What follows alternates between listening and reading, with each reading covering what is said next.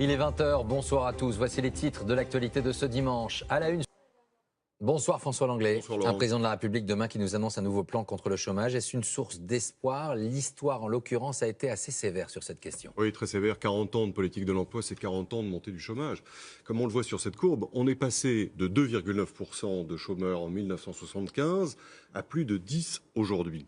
Le premier qui a mis en place un pacte national pour l'emploi de jeunes, c'était Valéry Giscard d'Estaing en 1977.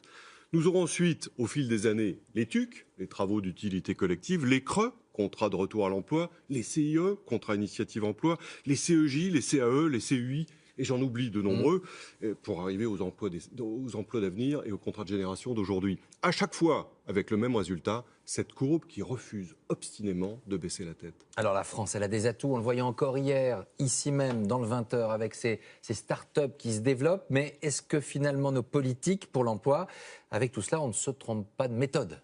On a certainement un problème d'outils. Il y a 3 problèmes. D'abord, l'extraordinaire complexité et instabilité de tous ces dispositifs. En 40 ans, une trentaine de ministres en charge de l'emploi et chacun a voulu imposer son dispositif.